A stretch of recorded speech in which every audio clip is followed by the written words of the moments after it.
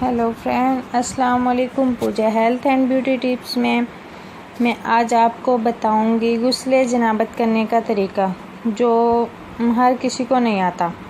Friend, video دیکھنے سے پہلے ایک ضروری گزارش ہے کہ ہمارا حوصلہ بڑھانے کے لیے ہمارے چینل کو سبسکرائب کریں اور اس کے ساتھ ساتھ ویڈیو کو لائک بھی کریں اور دوستوں میں شیئر بھی کریں تاکہ بہت سے ایسے لوگ جو علاج کرانے کی سکت نہیں رکھتے ہو ہمارے بتائے گئے نسخوں اور ٹوٹکوں پر عمل کرے گا، اچھی صحت حاصل کریں اور کسی کا بھلا کرنا بھی صدقہ جاریہ ہے۔ اللہ تعالیٰ سب بیماروں کو شفا عطا فرمائے، آمین۔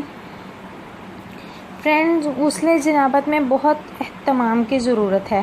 ہر مرد عورت دونوں ہی اپنی جنسی اعضاء کی صفائی میں احتیاط سے کام لیں۔ مرد اپنے اعضاء کو اچھی طرح دھوئے، کہیں ایسا نہ ہو کہ منی جمع رہ جائے، اور اس طرح عورت اپنی شرمگاہ کو اچھی طرح صاف کر لے۔ غسل سے پہلے پیشاب کر لینا بھی بہتر اور مناسب ہے۔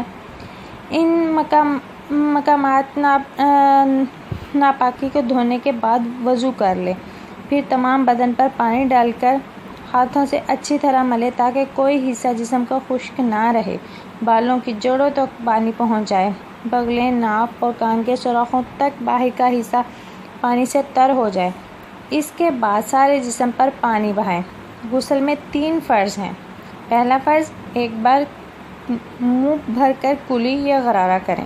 دوسرا، ناک کے نرم حصے تک پانی پہنچائیں، اور تیسرا، پورے بدن پر ایک بار اس طرح پانی بہائیں کہ بال برابر بھی حصہ خشک نہ رہے، اور یہ تینوں عمل 3 بار کرنا سنت ہے۔ سوتے وقت احتلام ہو جائے یا جاگنے کی حالت میں بغیر صحبت کے انزال ہو جائے یا بوسہ و کنار کی حالت میں ہی شہوت کے ساتھ منی خارج ہو تو پھر بھی غسل فرض ہو جاتا ہے۔ عورت کے فرض میں مرد کی صفائی داخل ہونے یا خواہ انزال نہ ہو، دونوں پر ہی غسل فرض ہوگا۔